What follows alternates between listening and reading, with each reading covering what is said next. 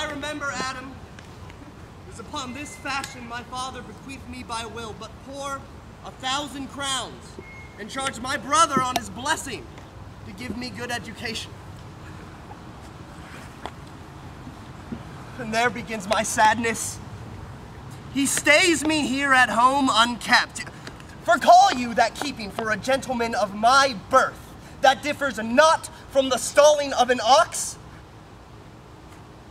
He lets me feed with his hinds, bars me the place of a brother, and, as much as in him lies, minds my gentility with my education.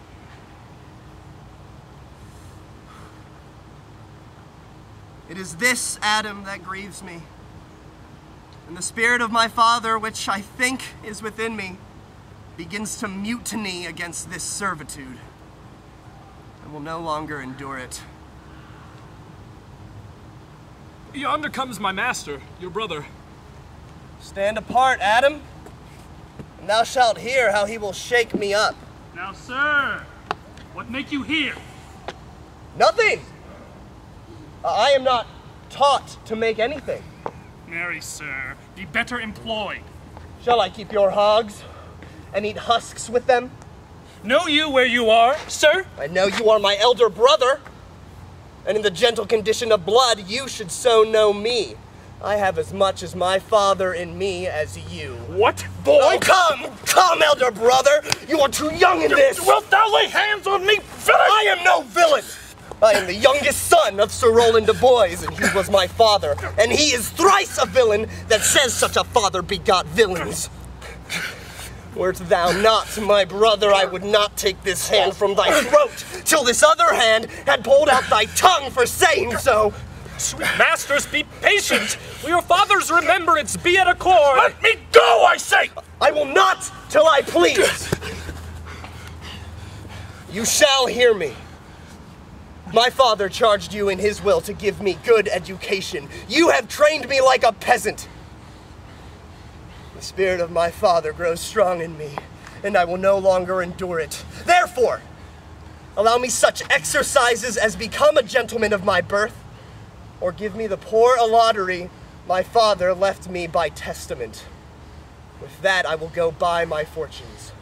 Well, sir, get you in. I will not long be troubled with you. You shall have some part of your will. I pray you leave me. I will no further offend you than becomes me for my good. Get you with him, you old dog. Is old dog my reward? Most true. I've lost my teeth in your service. I will physic your rankness, and yet give no 1,000 crowns neither. Holla, Dennis! Calls your worship.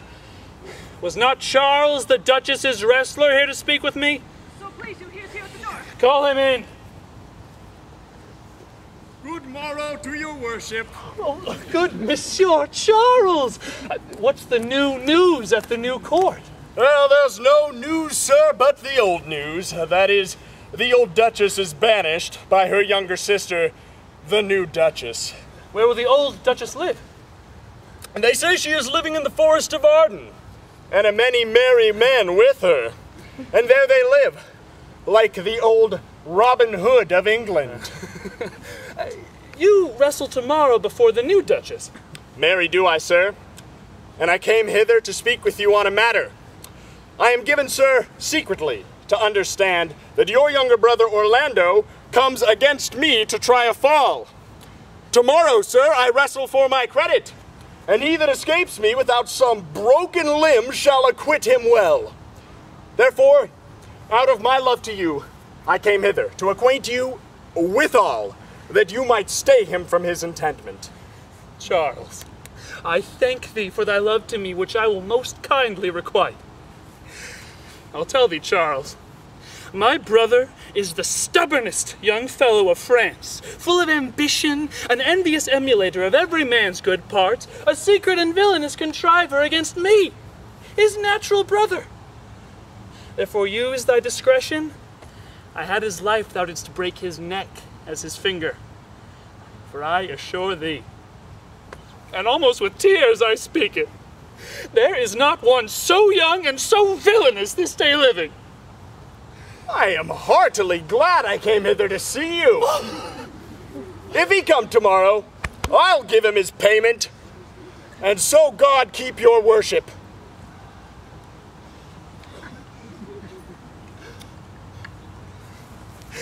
Farewell, good Charles. I hope I shall see an end of Orlando, for my soul, yet I know not why, hates nothing more than he.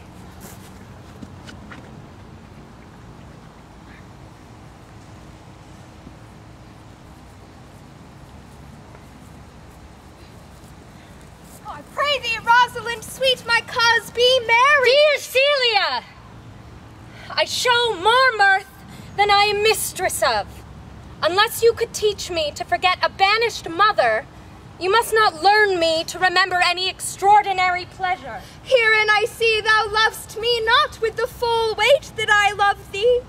If my aunt, thy banished mother, had banished thy aunt, the Duchess, my mother, so thou hadst been still with me, I could have taught my love to take your mother for mine. So wouldst thou, if the truth of your love to me were so righteously tempered as mine is to thee. Well, I will forget the condition of my estate to rejoice in yours. You know my mother hath no child but I, and truly when she dies thou shalt be her heir. For what she hath taken away from thy mother perforce, I will render thee again in affection. By mine honor I will, and when I break that oath, let me turn monster. Therefore, my sweet Rose, my dear Rose, be merry. From henceforth I will, coz, and devise sports. Let me see. What think you of falling in love? Marry, I prithee do, to make sport withal, but love no man in good earnest, nor no further in sport, neither than with safety of a pure blush thou mayest in honor come off again. What shall be our sport then? How now, wit? Whither wander you? Oh, fair princess, you have lost much good sport. Sport of what color? Oh, what color, madam? How shall I answer you? As wit and fortune will. Well, good wrestling is yet to do. And here, where you are, they're coming to perform it. Yonder sure they are coming. Let us now stay and see it. Since the youth will not be entreated, his own peril on his forwardness. Is yonder the man? Even he, madam. Alas, he is too young. How now? Daughter and cousin, are you crept hither to see the wrestling? Aye, my liege. So please you give us leave. You will take little delight in it, I can tell you. There are such odds in the man. In pity of the challenger's youth, I would fain dissuade him, but he will not be entreated. Speak to him, lady, see if you can move him. I'll not be by. Call him hither, good fool. Monsieur, the challenger! The princess calls for you. I attend them in all respect and duty. Young man, have you challenged Charles the wrestler? No, fair princessa. He is the general challenger. I come but in as others do, to try him with the strength of my youth. Young gentlemen, your spirits are too bold for your years. We pray you, for your own sake, give over this attempt. Do, young sir. I beseech you, punish me not with your hard thoughts, wherein I confess myself much guilty to deny so fair and excellent ladies anything. But let your fair eyes and gentle wishes go with me to my trial, wherein if I be foiled, there is but one shame that was never gracious. If killed, but one dead that is willing to be so. Only in this world I fill up a place which may be better supplied when I have made it empty. The little strength that I have, I would it were with you. And mine, to eke out hers. Come! Where is this young gallant who is so desirous to lie with his Mother Earth? You have mocked me before. You should have mocked me after. But come your ways.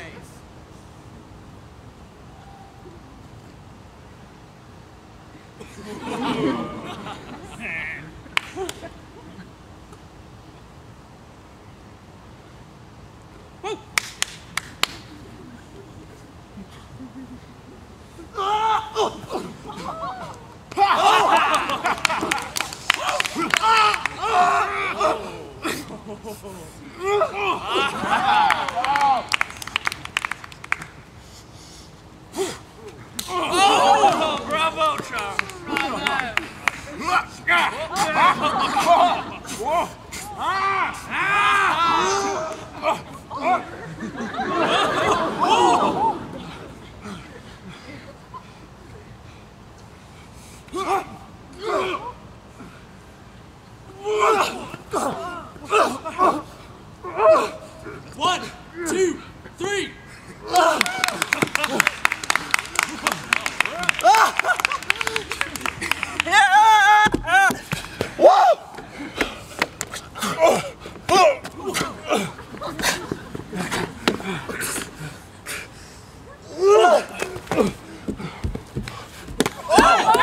No more! How dost thou, Charles?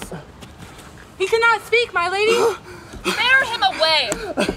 What is thy name, young man? Orlando, my liege, the youngest son of Sir Roland de Boys. I would thou had been son to some man else. The world esteemed thy father honorable, but I did find him still mine enemy.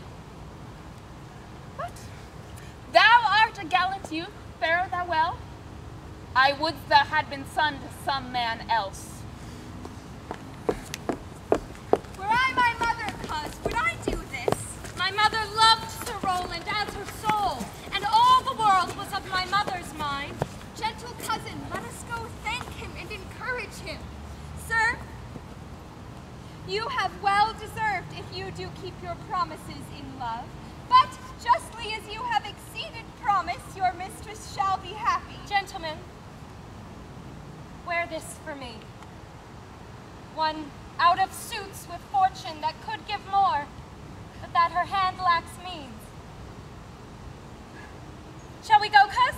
Aye. Fare you well, fair gentlemen. Cannot I say I thank you? He calls us back. My pride fell with my fortunes. I'll ask him what he would. Did you call, sir? Sir, you have wrestled well and overthrown more than your enemies. Will you go, cuz? Fare you well.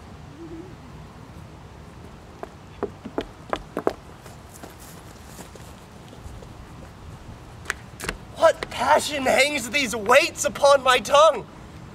I cannot speak to her, yet she urged conference. Good sir, I do in friendship counsel you to leave this place.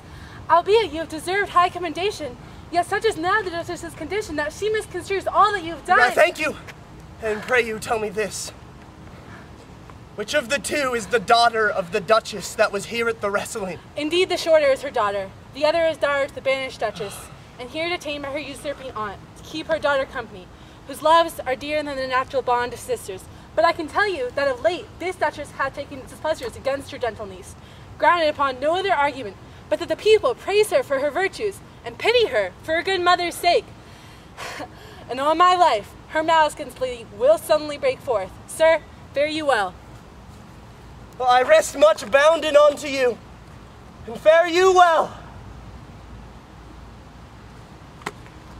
And thus must I, from the smoke into the smother, from a tyrant Duchess into a tyrant brother. But heavenly Rosalind. Why, cousin! Why, Rosaline! Cupid, have mercy! Not a word! Not one to throw at a dog! But is all this for your mother? No, some of it is for my child's father. Come, wrestle with thy affection. Oh, they take the part of a better wrestler than myself. Is it possible, on such a sudden, you should fall into so strong a liking with old Sir Roland's youngest son? The Duchess, my mother, loved his father dearly. Doth it therefore ensue that you should love his son dearly? Well, by this kind of chase, I should hate him, for my mother hated his father dearly, yet I hate not Orlando. No, Faith, hate him not for my sake. Oh, look, here comes the Duchess. Mistress, dispatch you with your safest haste and get you from our court. Me? You, cousin, within these 10 days, if thou beest found so near our public court as 20 miles, diest for it. I do beseech your grace. Let me the knowledge of my fault bear with me. Never so much as in a thought unborn did I offend your highness. Thus do all traitors. Thou art thy mother's daughter. There's enough. So was I when your highness took her dukedom. So was I when your highness banished her. Treason is not inherited, my lady. Or if we did derive it from our friends, what's that to me? My mother was no traitor. Then good, my liege, mistake me not so much to think my poverty is treacherous. Dear sovereign, hear me speak.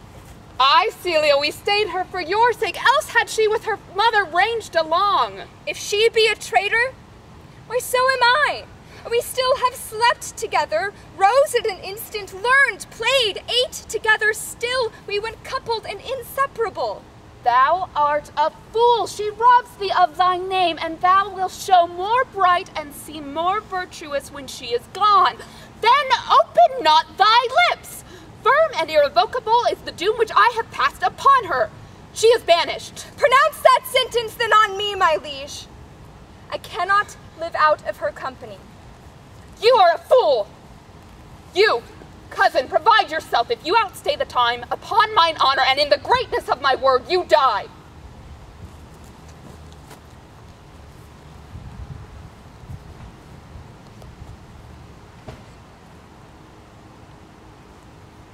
Oh, my poor Rosalind, whither wilt thou go? Wilt thou change mothers? I will give thee mine. I charge thee, be not thou more grieved than I am. I have more cause. Thou hast not, cousin. Prithee be cheerful. Knowest thou not the Duchess hath banished me, her daughter? That she hath not! Hath not? Rosalind lacks then the love which teacheth thee that thou and I am one. Shall we be sundered? Shall we part, sweet girl? No. Let my mother seek another heir, for by this heaven, now at our sorrows pale, say what thou canst, I'll go along with thee. Why, whither shall we go? To seek my aunt, in the forest of Arden. Maids as we are, to travel forth so far? I'll put myself in poor and mean attire, and with a kind of umber smirch my face. The like do you, so shall we pass along and never stir assailants. Were it not better that I did suit me all points like a man, and in my heart lie there what hidden woman's fears there will? We'll have a swashing and a martial outside, as many other mannish cowards have, that do outface it with their semblances. What shall I call thee when thou art a man? I'll have no worse a name than Job's own page, and therefore look you call me Ganymede.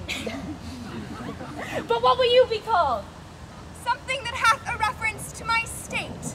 No longer Celia, but alien. But cousin, what if we essayed to steal the clownish fool out of your mother's court? Would he not be a comfort to our travail? He'll go along o'er the wide world with me. Leave me alone to woo him. Now let's away. Now go we in content to liberty and not to banishment.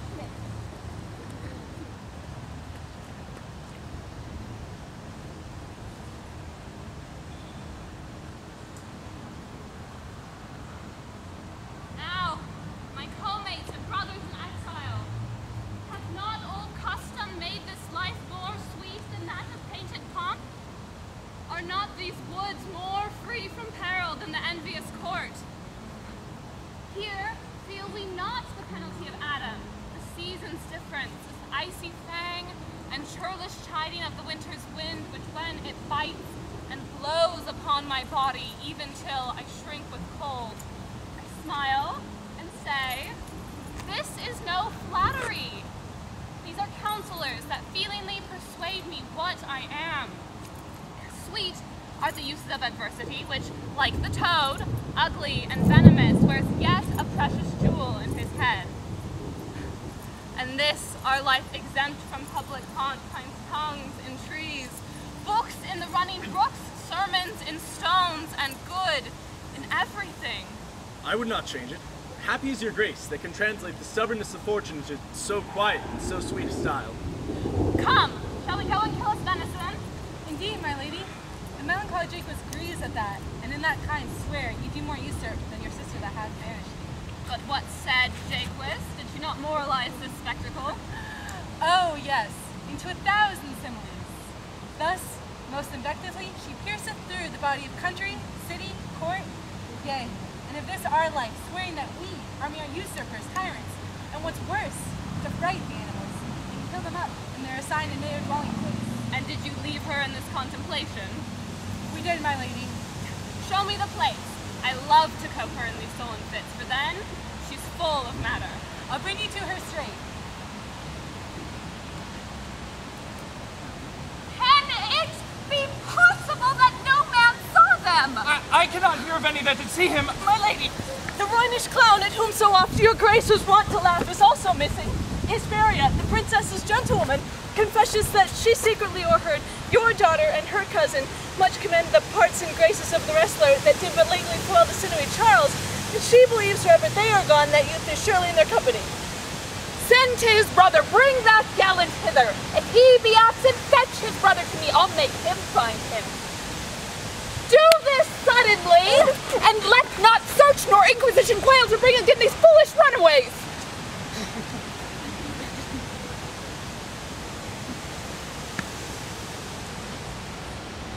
Who's there?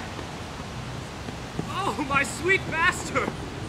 Oh, you memory of old Sir Roland. Why? What's the matter?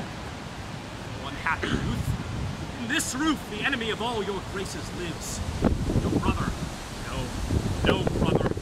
This night means to burn the lodging where you used to lie, and you within it. This house is but a butchery. Abhor it. Fear it. Do not enter it. Why? Whither, Adam, wouldst thou have me go? No matter whither, so you stay not here. What?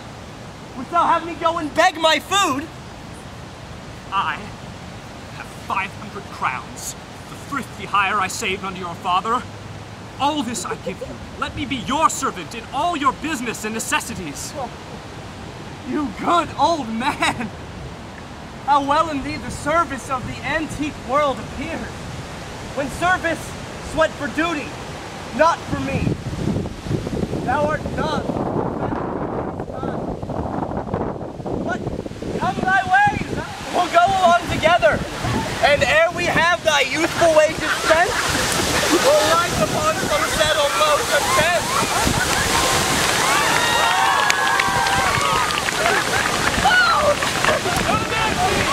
We're going to Mansky Auditorium! Everybody! Thank you guys so much for bearing with us. We have not practiced this at all in this space. It's going to be an exercise in improv. They're brilliant actors, so I think they're going to do wonderful.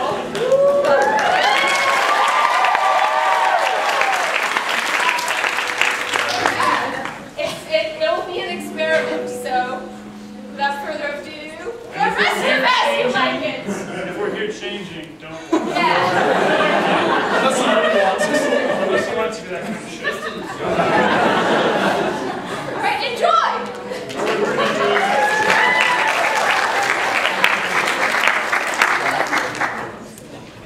We'll start with the scene that happened when it got all crazy.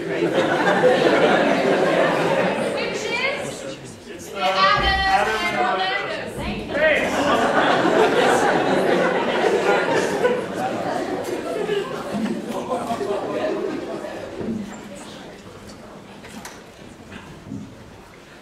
Who's there? Oh, my sweet master! Oh, you memory of old Sir Roland. Why, what's the matter?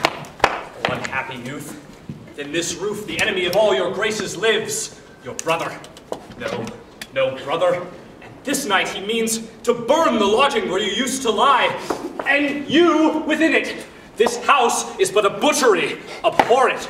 Fear it. Do not enter it. Why, whither, Adam, wouldst thou have me go? No matter whither, so you stay not here. Why, wouldst thou have me go and beg my food? I have 500 crowns, the thrifty hire I saved under your father. All this I give you. Let me be your servant in all your business and necessities. Oh, you good old man! How well in thee the service of the antique world appears, when service went for duty, not for meed. Thou art not for the fashion of these times, but come thy ways, we'll go along together. And ere we have thy youthful wages spent, we'll light upon some settled low content. Oh, Jupiter! How weary are my spirits! I care not for my spirits, if my legs were not weary. Oh. I could find it in my heart to disgrace my man's apparel and to cry like a woman.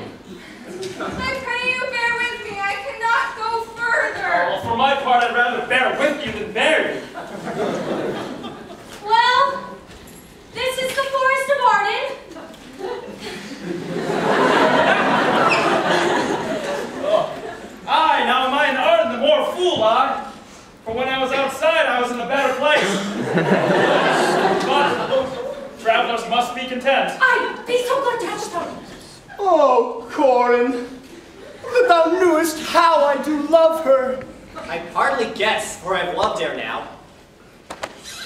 How many actions most ridiculous hast thou been drawn to by thy fantasy? Into 1,000 that I have forgotten. Then thou didst then never love so heartily. If thou rememberest not the slightest folly that ever love did make thee run into, thou hast not loved. Or if thou hast not sat, as I do now, wearing thy hero in thy mistress's praise, thou hast not loved. Or if thou hast not broke from company, abruptly as my passion now makes me, thou hast not loved! Oh! Phoebe!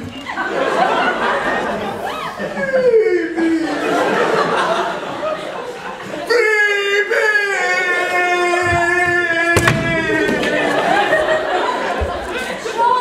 Joe, this shepherd's passion is much upon my fashion. And mine, but it growth something stale with me. I pray you, one of you, question yon man if he for gold will give us any food. I faint almost to death. Allah, you clown! He's fool, he's not a kinsman. Who calls? Peace, I say. Good evening to you, friend. Good even to you, gentle sir, and to you all. I prithee, shepherd, if that love or gold can in this desert place buy entertainment, here's a young maid which travail much oppressed, and faints for succor. Oh, fair sir, I pity her. But I am shepherd to another man, and I do not shear the fleeces that I graze. His coats, his flocks, and his bounds of feed are all for sale. Come see, and in my voice most welcome shall you be. I pray thee, if it stand with honesty, buy thou the cottage, pastures, and the flock, and thou shalt have to pay for it of us. I like this place, and willingly can waste my time in it. Well, assuredly, the thing is sold. Go with me, if you like upon report. The soil, the profit, and this kind of life, I shall your very faithful feeder be.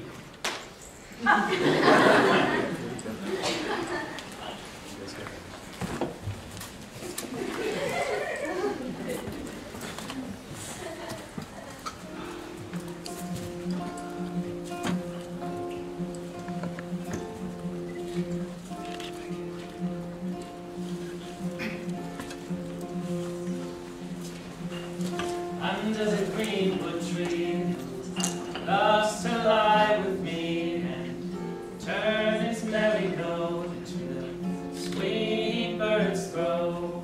Come hither, come hither. He shall see no enemy but winter and rough weather.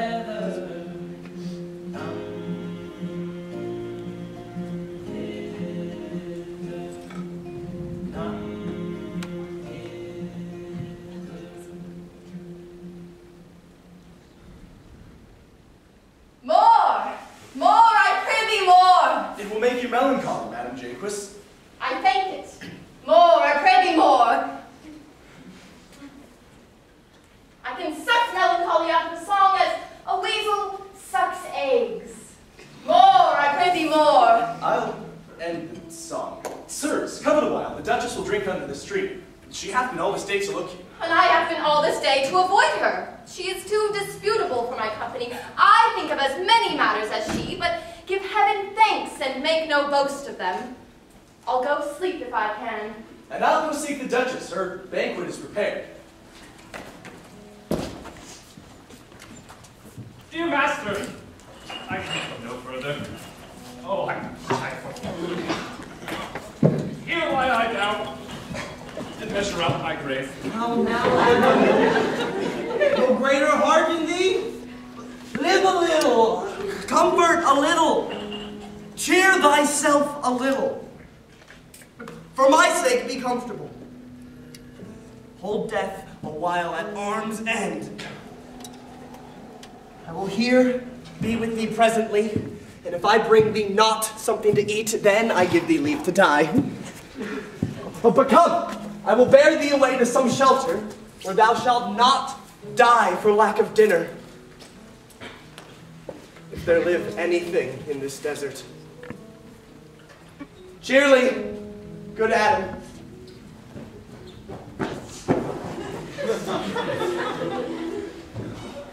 Why, how now, madam? What a life is this that your poor friends must woo your company? What, merrily? A fool! A fool! I met a fool in the forest! A motley fool! A miserable world. As I do live by food, I met a fool who laid him down and bathed him in the sun and railed Lady Fortune in good terms, in good set terms, and yet a fool. Good morrow, fool, quoth I. No, ma'am, quoth he. Call me not fool until heaven hath sent me fortune. Then he drew a dial from his poke and, looking on it with lackluster eye, says, very wisely, it is 10 o'clock. Thus we may see, quoth he, how the world lags. 'Tis but an hour ago since it was 9, and after 1 hour more 'twill be 11. And so, from hour to hour we ripe, and then from hour to hour we rot, and thereby hangs a tale. Oh, noble fool! A worthy fool!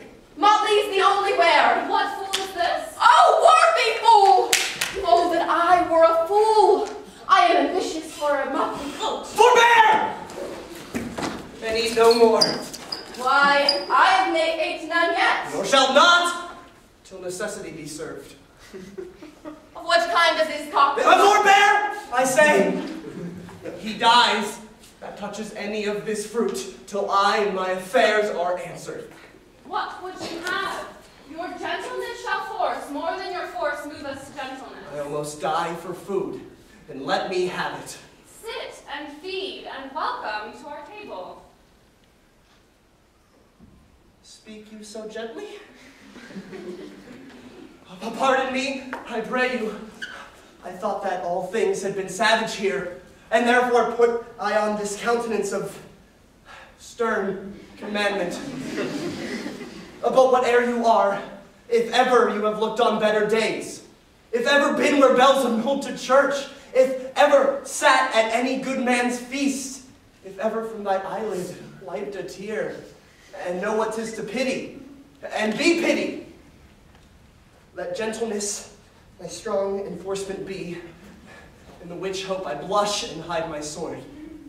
True is it that we have seen better days, and have with holy bell been knolled to church, and sat at good men's feast, and wiped our eyes of drops that sacred pity hath engendered. And therefore, sit you down in gentleness. Then forbear your food a little while. There is an old poor man, who after me hath many a weary step, limped in pure love, till he be first sufficed, oppressed with 2 weak evils, age and hunger. I will not touch a bit. Go find him out, and well will nothing waste till you return. I thank ye, and be blessed for your comfort.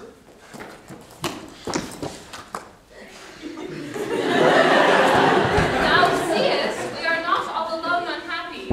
This wide and universal theater presents more woeful pageants than the scene wherein we play. All the world's a stage, and all the men and women merely players. They have their exits and their entrances, and one man in his time plays many parts, his acts being 7 ages. At first, the infant, mewling and puking in the nurse's arms, and then the whining schoolboy with his satchel and shining morning face, creeping like snail unwillingly to school. Then the lover, sighing like furnace with a woeful ballad made to his mistress's eyebrow. And then a soldier, full of strange oaths and bearded like the pard, jealous in honor, sudden and quick in quarrel, seeking the bubble, reputation, even in the cannon's mouth. And then the justice, in fair round belly with good capon lines, with eye severe and beard of formal cut, full of wise saws and modern instances. And so he plays his part. The 6th age shifts into the lean and slippered pantaloon, with spectacles on nose and pouch on side, his youthful hose well saved. A world too wide for his shrunken shank and big manly voice, turning again to childish treble pipes, whistles in its sound. The last scene of all, which ends this strange, eventful history, is second childishness and mere oblivion. Sans teeth, sans eyes, sans taste, sans everything. If that you were the good Sir Roland's son, as you have whispered faithfully you were, be truly welcome hither. I am the Duchess that loved your father. Good old man, thou art right welcome, as thy master is.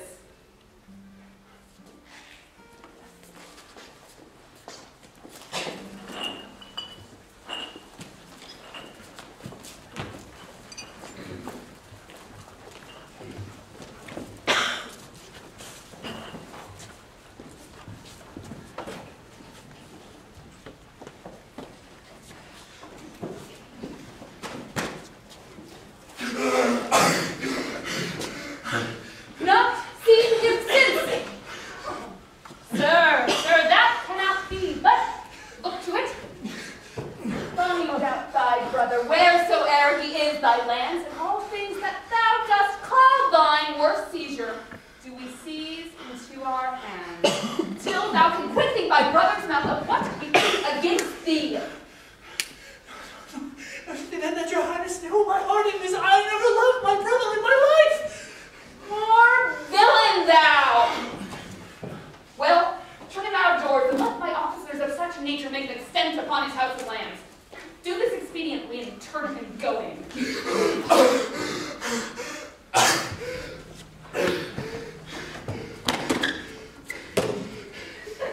Hang there my verse, in witness of my love. Oh, Rosalind! These trees shall be my books, and their dark arts my thoughtful character, so that every eye which in this book looks shall see thy virtue witnessed everywhere. Run. Run, Orlando! Far everywhere.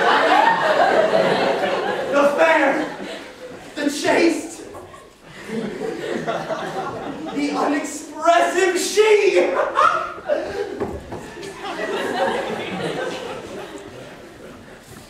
And how like you this shepherd's life, Mr. Touchstone? Truly, shepherd. In respect of itself, it is a good life. But in respect that it is a shepherd's life, it is not. In respect that it is solitary, I like it very well. But in respect that it is private, it's a very wide life. respect that it is in the field, it pleaseth me well. But in respect that it is not in the court, it is tedious. As it is a spare life, look you, it fits my humor well. But as there is no more plenty in it, it goes much against my stomach. Hast any philosophy in thee, shepherd? Oh, no more than that I know that, well, the more one sickens, the ill at ease he is, that he that wants money, means, and contentment is without 3 good friends. That the property of rain is to wet, and fire to burn. That good pasture will make fat sheep, and a great cause of the night is lack of the sun. That he that hath learned no wit by nature, nor art, may complain of good breeding, or comes of a very dull kindred. Oh, such a one is a natural philosopher. What's ever in court, shepherd? No, truly. Oh, then thou art damned. Nay, I hope. Truly, thou art damned, like an ill roast egg, all on one side. For not being in court, your reason. If thou was never in court, then thou never sawest good manners. If thou never sawest good manners, then thy manners must be wicked. Wickedness is sin. Sin is damnation.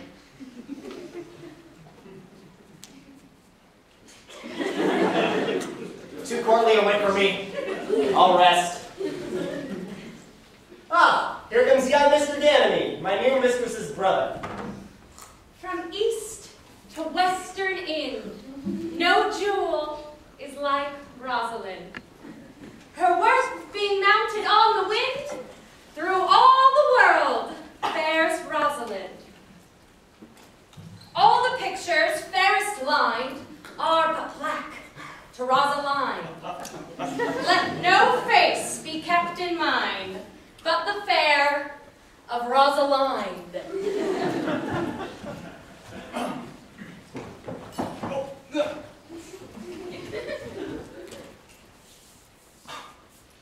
I'll rhyme you so. 8 years together. Dinners, suppers, and sleeping hours excluded. It is the right butter woman's rank to market. Out, fool! For a taste.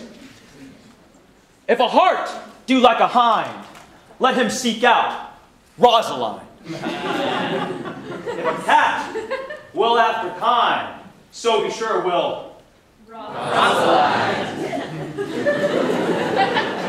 Well, winter garments must be lined, and so must slender Rosaline. Sourest nut hath the sweetest rind, and such a nut is Rosaline. He that must find love's flower, must find love's prick, and Rosaline.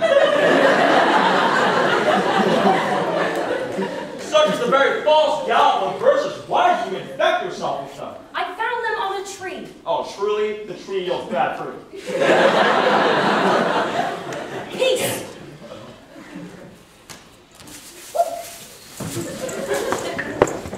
Didst thou hear these verses? Oh, yes. I have heard them all. But didst thou hear without wondering how thy name should be hanged and carved upon these trees? I was 7 of the 9 days out of the wonder before you came. For look here what I have found on a palm tree. Troyu, who hath done this? Is it a man? And a chain that you once wore about his neck. Change you color. I prithee who? Is it possible? Nay, I prithee now, with most petitionary vehemence, tell me who it is.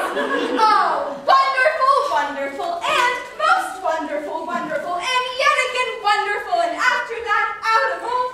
Guard my complexion! Dost thou think, though I am caparisoned like a man, I have a doublet and hose in my disposition? 1 inch of delay more is a south sea of discovery. I prithee tell me, who is it quickly, and speak apace. I wouldst thou couldst stammer that thou mightst power this concealed man out of thy mouth, as wine comes out of a narrow-mouthed bottle, either too much at once or none at all. I prithee, take the cork out of thy mouth, that I may drink thy tidings. So you may put a man in your belly. What manner of man? Is his head worth a hat, or his chin worth a beard? Nay, hath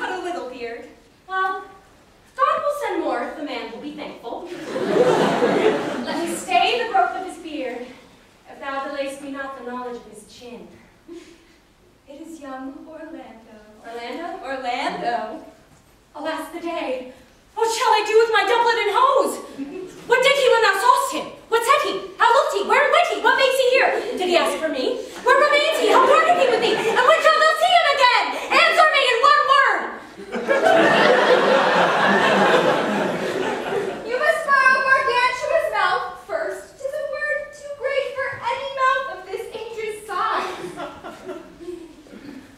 I found him under a tree, like a dropped acorn. It may as well be called Job's tree when it drops forth fruit. Give me audience, good madam. Proceed. There lay he, stretched along like a wounded knight. So it be pity to see such a sight. It well becomes the ground. Cry home, and I prithee, it curvets unseasonably. He was furnished like a hunter. Oh, ominous, he comes to kill my heart. I would sing my song without burden, though Prince we have two. Do you not know that I am a woman? When I think, I must speak. Sweet, say on. You bring me out. Soft, comes he not here? I thank you for your company, but good faith I had as life had in myself alone. So had I, but for fashion's sake, I thank you too for your society. Goodbye, you. Let's eat as little as we can. I do desire we may be better strangers. I pray you mar no more trees with writing love songs in their barks. I pray you mar no more of my verses with reading them ill-favoredly. Rosalind is your love's name? Yes, just. I do not like her name. Well, there was no thought of pleasing you when she was christened. What stature is she of? Just as high as my heart. You are full of pretty answers. I'll tarry no longer with you. Farewell, good Signor, love. I am glad of your departure, so adieu, Madam Melancholy. Do you hear, Forester? Very well. What would you? I pray. What is 't o'clock? You should ask me the time of day. There's no clock in the forest. And there is no true lover in the forest, else sighing every minute and groaning every hour would detect the lazy foot of time as well as a clock. Where dwell you, pretty youth? With this shepherdess, my sister, here in the skirts of the forest, like fringe upon a petticoat. Your accent is something finer than can be purchased and so removed a dwelling. I've been told so of many, but indeed, an old religious uncle of mine taught me to speak, who was in his youth an inland man, one who knew courtship too well, for there he fell in love. I have heard him read many lectures against it, and I thank God I am not a woman, to be touched with so many giddy offenses as he hath generally taxed their whole sex withal. I pray you, recount some of them. No. I will not cast away my physic, but on those that are sick. There is a man haunts this forest, abuses our young plants with carving Rosalind on their barks, hangs odes upon hawthorns, LGs on brambles, all, forsooth, defying the name of Rosalind. If I could meet that fancy monger, I would give him some good counsel, for he seems to have the quotidian of love upon him. I am he that is so love-shaped. I pray you, tell me a remedy. There is none of my uncle's marks upon you. He taught me how to know a man in love. What were his marks?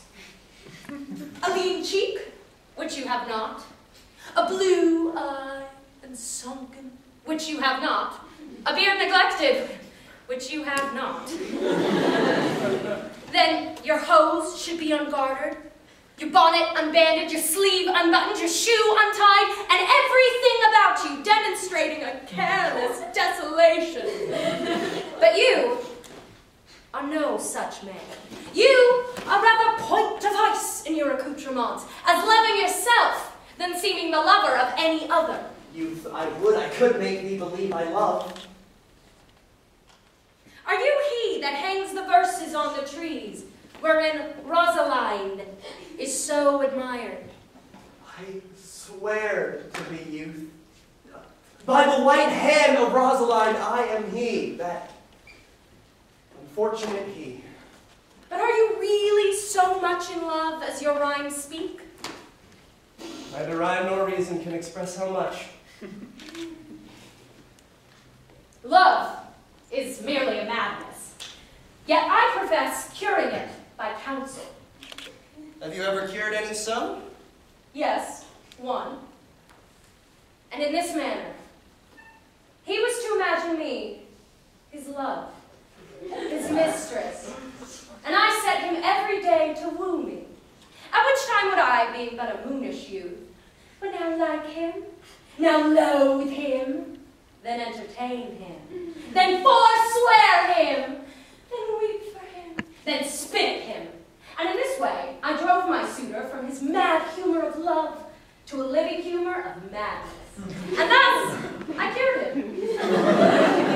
And in this way, I would take upon me to wash your liver as clean as a sound sheep's heart, so that there would not be one spot of love in it.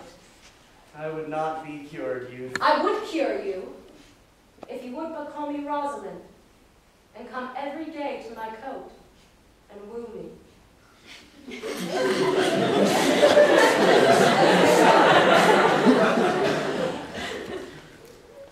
Now, by the faith of my love, I will. Tell me where it is. Go with me. I will show it to you. And by the way, you must tell me where in the forest you live.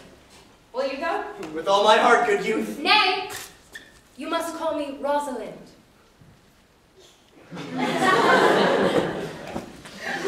Come, sister. Will you go?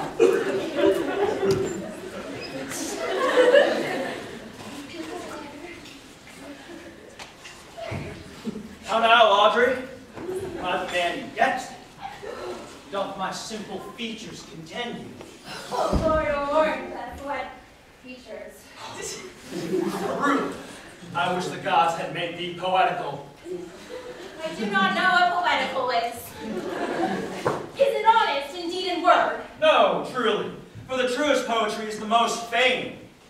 Do you wish, then, the gods had made me poetical? I do, truly.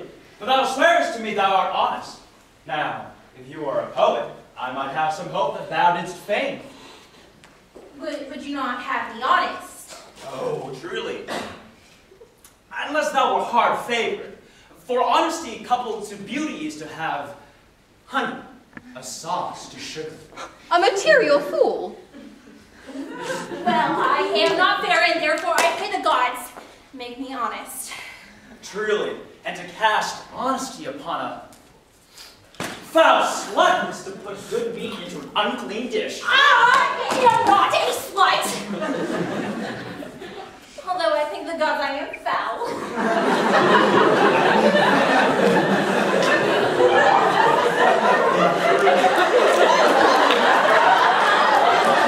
Praise be the gods, thou foulest. Sluttishness may come after. But, be it as it may, I will marry you. And to that end, I have been Sir Oliver Marquette, the vicar of the next village, who have promised to meet me in the place of the forest and to couple us. I would fain see this meeting. Oh, good evening, good Miss, what you call it? How do you, ma'am? You are very well met. Will he be married, Motley? As the ox hath his bow, and the horse his quirt, and the falcon her bells, so doth man have his desires. And as pigeons build, so we wedlock be nimble. And will you, being a man of your breeding, be married under a bush like a beggar? Get thee to a church and have a good priest that can tell you what marriage is.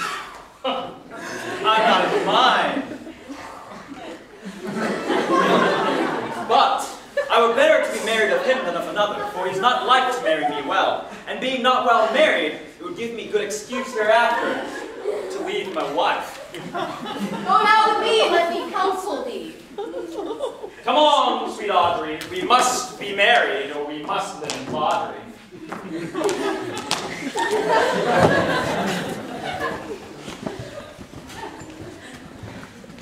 Never talk to him! I will weep! Do, I prithee, but yet have the grace to consider that tears do not become a man. But have I not cause to weep? As good cause as one would desire, therefore weep.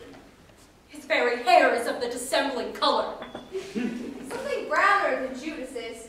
Marry, his kisses are Judas's own children. And faith, his hair is of a good color. An excellent color. Your chestnut was ever the only color. And his kissing is as full of sanctity as the touch of holy bread. No, the very ice of chastity is in them. But why did he swear he would come this morning and comes not? Nay, certainly there is no truth in Not him. true in love? Yes, when he is in, but I think he is not in. You have heard him swear downright he was. Was is not is. Besides, the oath of a lover is no stronger than the word of a tapster. He attends here in the forest on the Duchess, your mother. I met with the Duchess yesterday and had much question with her. She asked me of what parentage I was. I told her I was as good as she. So she laughed and let me go. But what talk we of mothers when there is such a man as Orlando? Mistress and master!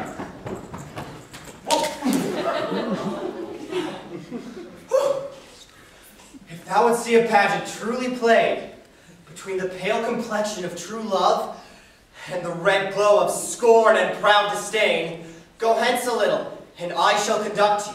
Oh, come, let us remove. The sight of lovers feedeth those in love. I'll prove a busy actor in their play.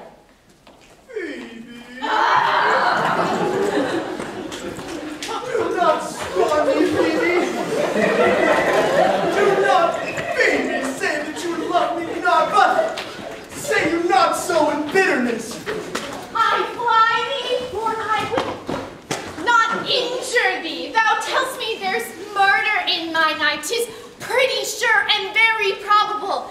And if my eyes can wound, then let them kill thee. Thou counterfeit to swoon, why now fall down? Or, if thou canst not, for shame, lie not to say mine eyes are murderers. Dear Phoebe! If ever, as that ever may be near, you meet in some fresh cheek the power of fantasy, then shall you know the wounds invisible that love's keen arrows make. But until that time, come thou not near me. And when that time comes, afflict me with thy moss. Pity me not. As till that time, I shall not pity thee. And why?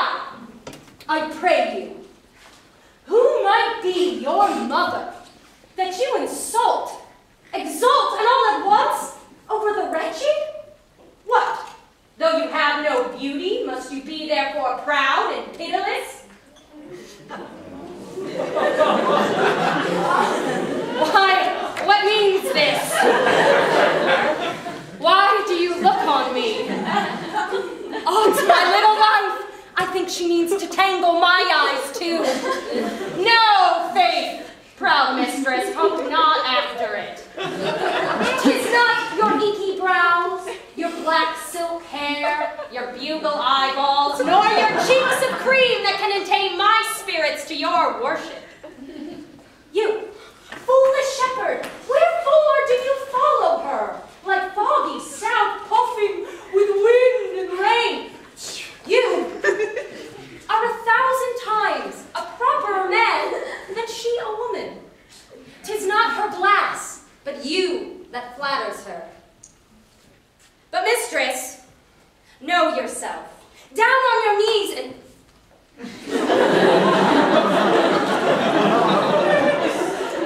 thank heaven, fasting for a good man's love. For I must tell you, friendly in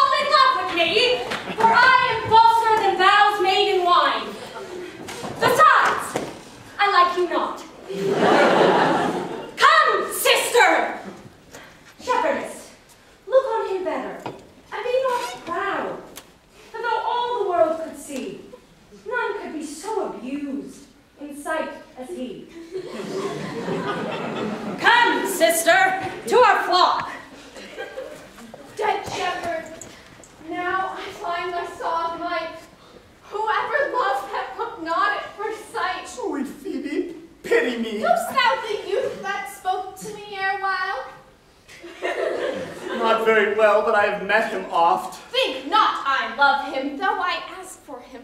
'Tis but a peevish boy, yet he talks well. But what care I for words, yet words too well when he that speaks that pleases those that hear. I'll write him a very tanting letter, and thou shalt bear it. Wilt thou, Silvius? Fee, with all my heart. I'll write it straight. The matter's in my mind and in my heart. I will be bitter with him, and in passing short. Go with me, Silvius.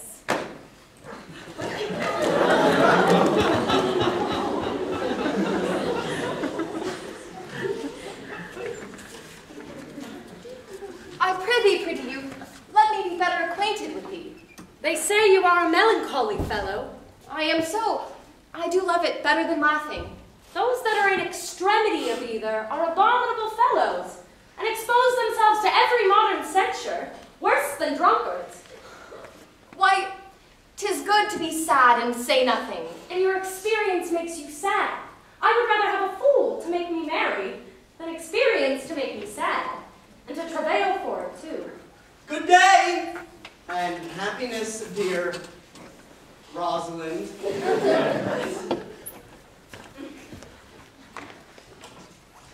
Why, how now, Orlando? Where have you been all this while? You, a lover, and you serve me such another trick. Never come in my sight more! Dear Rosalind, I come within an hour of my promise. Great! An hour's promise in love? He that will divide a minute into 1,000 parts and breaks but a part of the 1,000 part of a minute in the affairs of love. It may be said of him that Cupid hath clapped him on the shoulder, but all o'ered him heart whole. Pardon me, dear Rosalind. And I am your Rosalind. Come. Woo me. Woo me. For now, I am in a holy day humor, and like enough to consent. What would you say to me now? And I, your very, very Rosalind. I would kiss before I spoke. Nay, you were better speak first. For when you were gravelled for lack of matter, then you might take occasion to kiss. Very good orders, when they are out, they will spit. And for lovers, lacking, God warn us, matter, the cleanest shift is to kiss. But who could be out being before his beloved mistress? That should you if I were your mistress. Am not I your Rosalind? I take some joy to say that you are, for I would be talking of her. Well, in her person, I say, I will not have you. Then in mine own person I die. No, Faith! Die by attorney!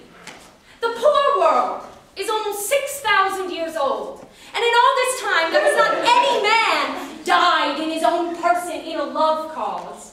Men have died from time to time, and worms have eaten them, but not for love.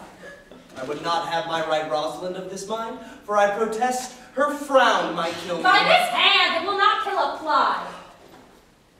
But come now. Now, I will be your Rosalind in a more coming-on disposition. Ask me what you will, I will grant it. Then love me, Rosalind. Will I? Fridays and Saturdays and all. Then wilt thou have me? Aye, and 20 such. What sayest thou?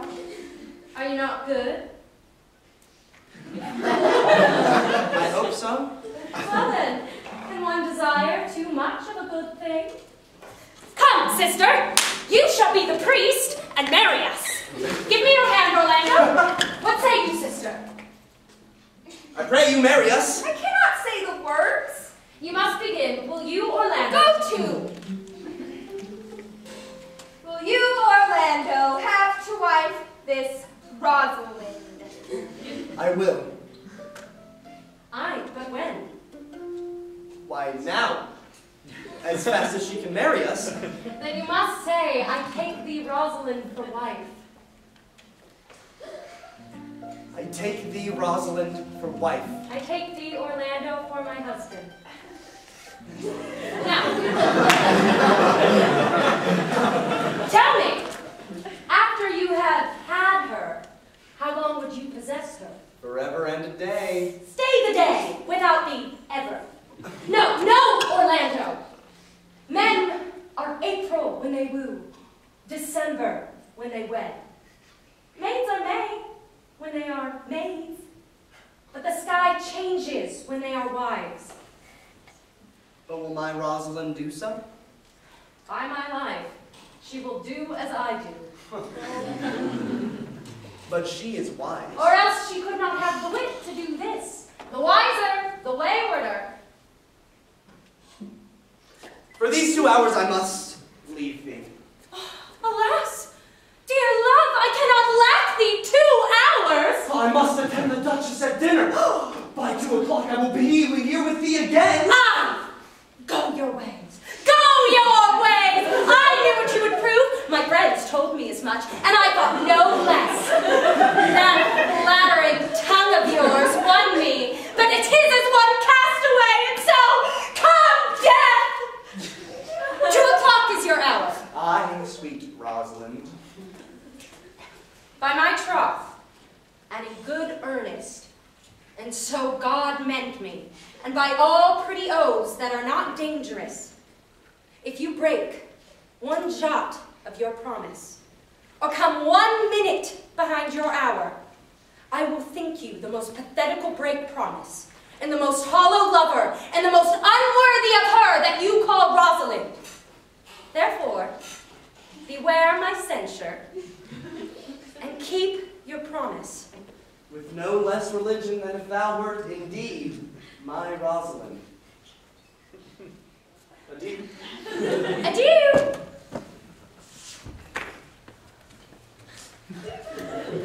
You have simply misused our sex in your love. Oh, cuz! My pretty little cuz!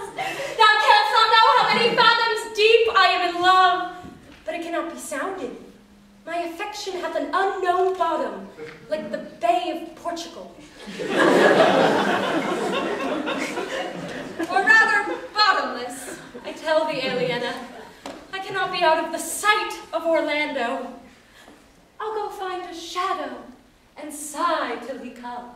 And I'll sleep.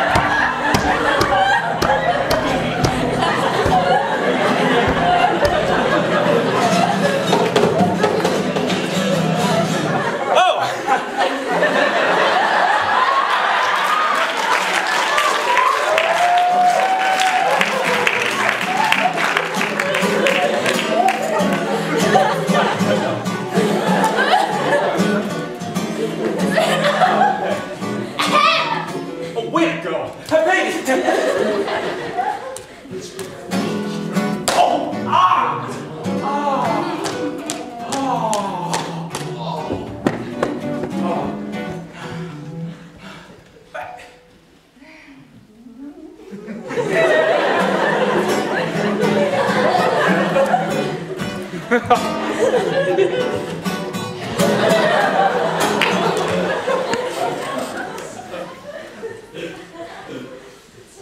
say you now? Is it not past 2 o'clock? And here, much Orlando. I warrant you, with pure love and troubled brain, he hath ta'en his bow and arrows, and is gone forth to sleep. Look who comes here. My errand is to you, fair youth. My gentle Phoebe did bid me give you this. I know not the contents, but, as I guess, from the stern brow and waspish action that she did use as she was writing of it, it bears an angry tenure. Pardon me, I am but as a guiltless messenger.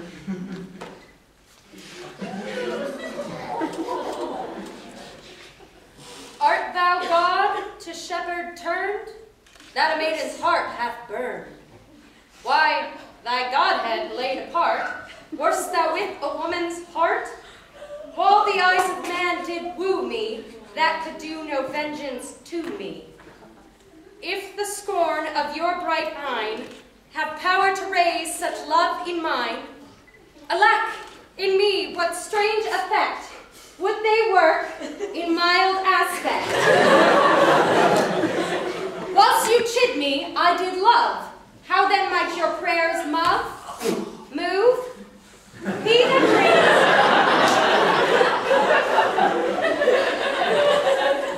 that brings this love to thee, little knows this love in me. Alas, poor shepherd! Do you pity him? No! He deserves no pity! Wilt thou love such a woman? Well, go your ways to her, for I see love hath made thee a tame snake. And say this to her.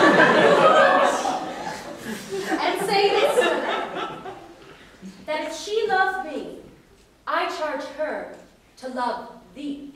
If she will not, I will never have her, unless thou entreat for her. If you be a true lover, hence, and not a word, for here comes more company. Good God, fair ones! Pray you are not you the owner of the house? It is not both being asked to say we are. Orlando doth commend him to you both, and to that youth he calls this Rosalind. He sends this blood-stained napkin. Are you eaten? I am. What must we understand by this? So am I shame. If you will know of me what man I am, and how, and why, and where this handkerchief was stained. I pray you tell it.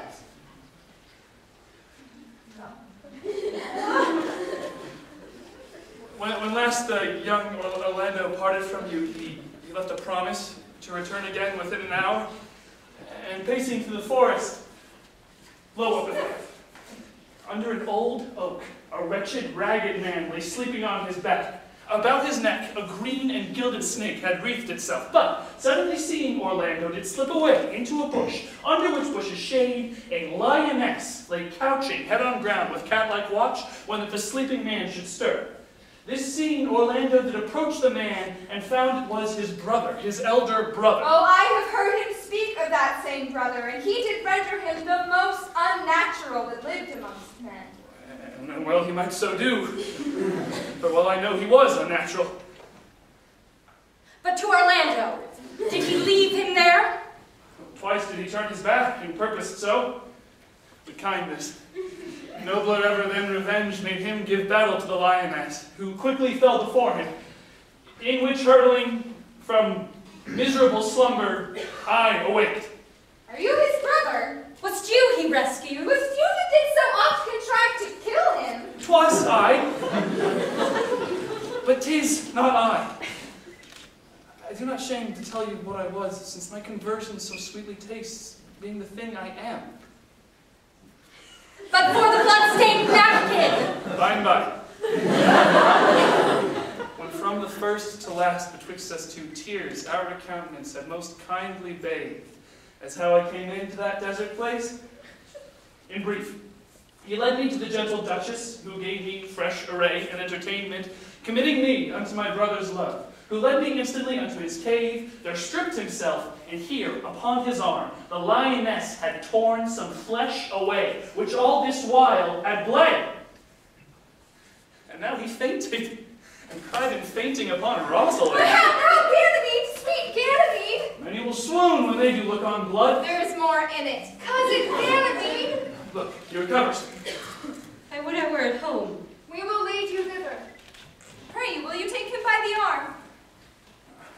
Be of good cheer, youth. You a man? You like a man's heart. I do so, I confess it. I pray thee tell thy brother how well I counterfeited. This was not counterfeit. There is too great testimony in your complexion that this was a passion of earnest. Counterfeit, I assure. Well then, take a good heart and counterfeit to be a man. Faith will I, but I should have had a woman's heart by right. Come, you look paler and paler. Pray you draw homewards. Good sir, go with us.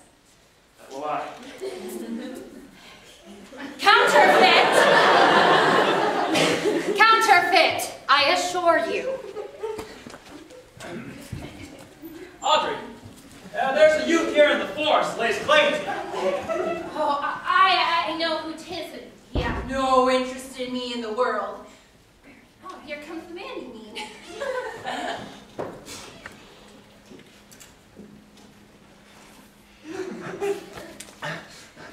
Good evening, Audrey. God be good evening, William. Good evening to you, sir. Good evening, friend. Cover thy head. Cover thy head, nay, prithee, be covered. How old are you, friend? 25, sir. Ripe age. Is thy name William? William, sir. Fair name. Was it born in the forest here? Oh, aye, sir. Thank God. Thank God. A good answer. Art thou wise? Aye, sir. I have a pretty wit. Well, thou sayest well. I do not remember a saying that the fool doth think himself wise, while the wise man know himself to be a fool.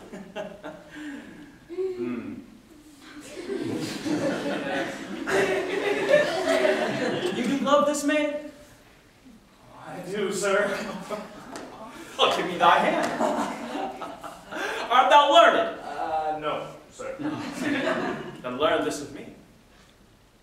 I am he. Oh, which he, sir? Oh, he that must marry this woman. So, therefore, you clown, abandon the society of this female.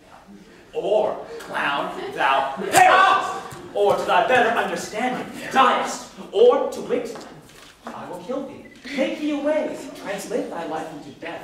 I will kill thee 150 ways, so therefore, tremble and depart! Do good, William! God bless you, where, sir?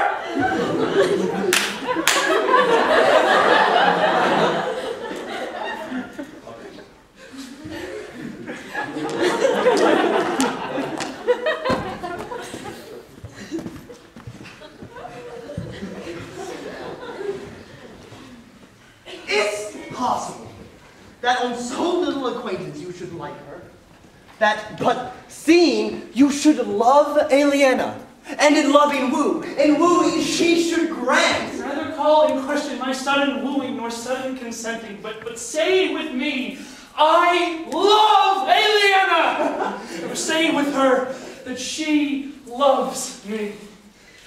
Consent with both, that we may enjoy each other. It shall be to your good. For my father's house and all the revenue that was old Sir Roland's lie estate upon you, and here live and die a shepherd. Let your wedding be tomorrow. Thither will I invite the Duchess and all contented followers. Will go you and prepare Aliena. God save you, brother. And you, fair sister.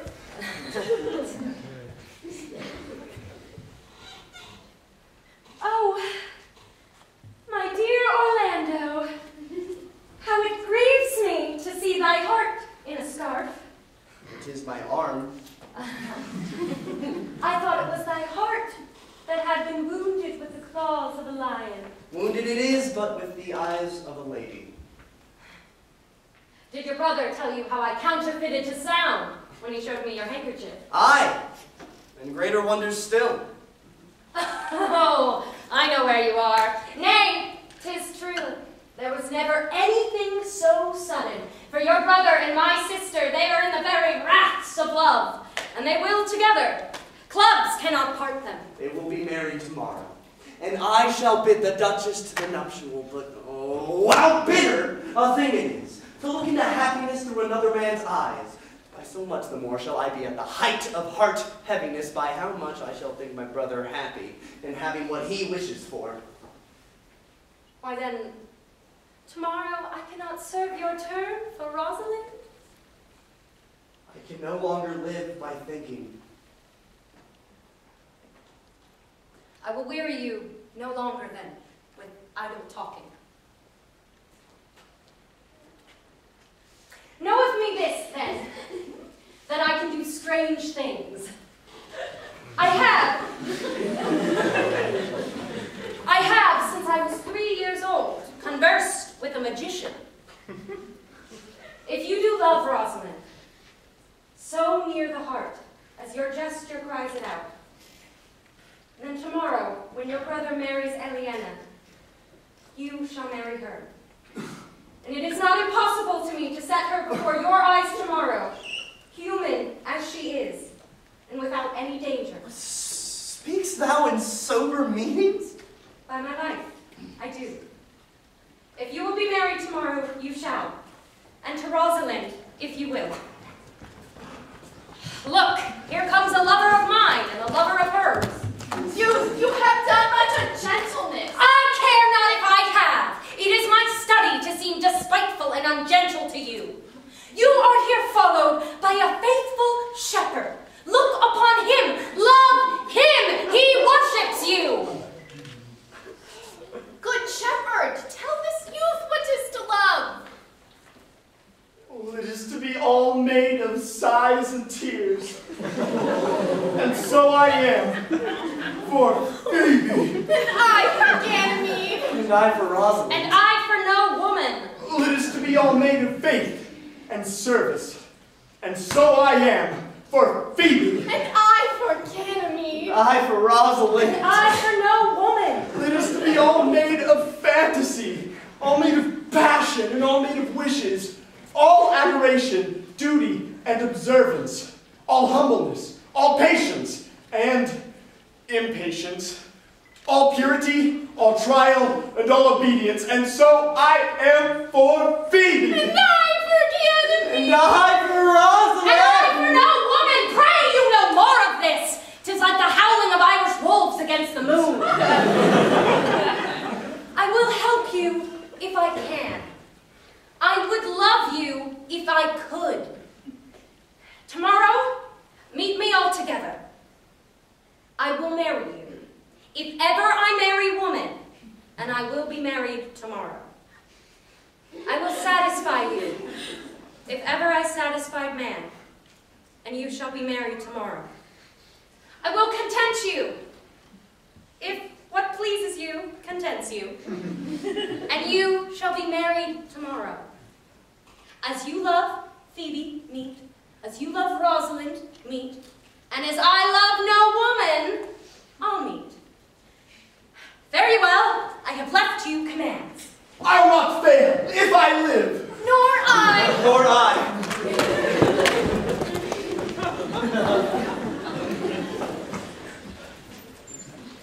Dost thou believe, Orlando, that the boy can do all this that he hath promised? And sometimes believe, and sometimes do not.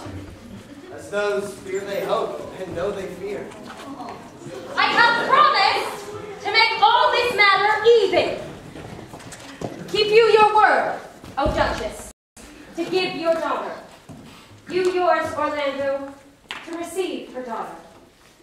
Keep you your word, Phoebe, to marry me, or else refusing me to wed this shepherd. Keep you your word, Silvius, to marry her, if she refuse me. And from hence I go to make all these doubts even. I do remember in the shepherd boy some lively touches of my daughter's favor. My lady, The first time I ever met him, methought he was brother to your daughter. But my good lady, this boy is forest-born, and hath been tutored in the rudiments of many a desperate study by his uncle, whom he reports is a great magician, obscured in the circle of this forest. There is sure another flood toward, and these couples are coming to the ark. Here comes a pair of strange beasts now, which in all tongues are called fools. Ah, greetings and salutations to you all. Bid him welcome, my lady. This is the motley-minded gentleman who I have met so often in the forest. He has been a courtier, he swears. If any man doubt this, let him put me to my purgation. I have trod a measure. I have flattered a lady. I have been politic with mine friend and smooth with mine enemy. I have undone 3 tailors, have had 4 quarrels, and am like to have fought 1. Is not this a rare fellow, my lady? He's as good at anything and yet a fool. He uses his folly like a stalking horse, and under the presentation of that, he shoots his wit. To you, I give myself, for I am yours. To you, I give myself, for I am yours. If there be truth in sight, you are my daughter. If there be truth in sight, you are my Rosalind. If sight and shape be true, well then, my love, adieu. I'll have no mother, if you be not she. I'll have no husband, if you be not he. Nor ne'er wed woman, if you be not she. Oh, dear niece, welcome thou art to me. Even daughter welcome in no less degree. I will not eat my word now thou art mine. Thy faith, my fancy to thee doth combine. Let me have audience for a word or two. Duchess Frederick, hearing how that every day men of great worth resorted to this forest, addressed a mighty power which were on foot to her own conduct, purposely to take her sister here and put her to the sword. And to the skirts of this wild wood she came, where, meeting with an old religious man, after some question with him, was converted, both from her enterprise and from the world, her crown bequeathing to her banished sister, and all their lands restored to her again that were with her exiled.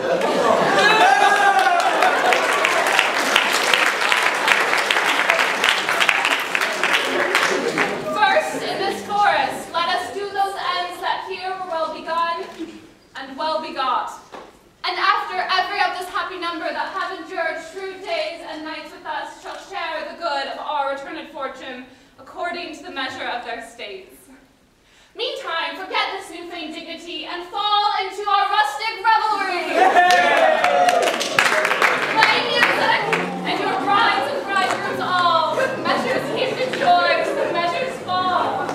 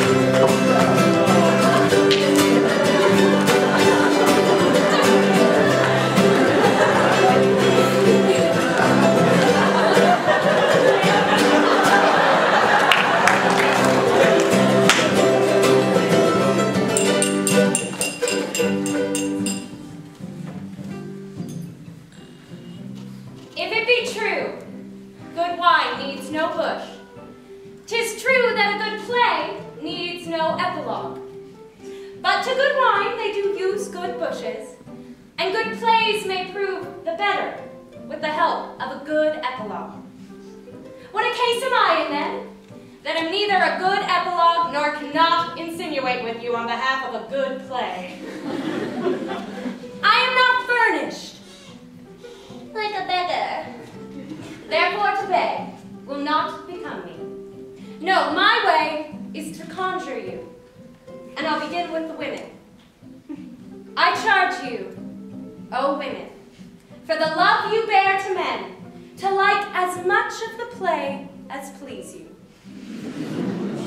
And I charge you, O men, for the love you bear to women, that between you and the women the play may please.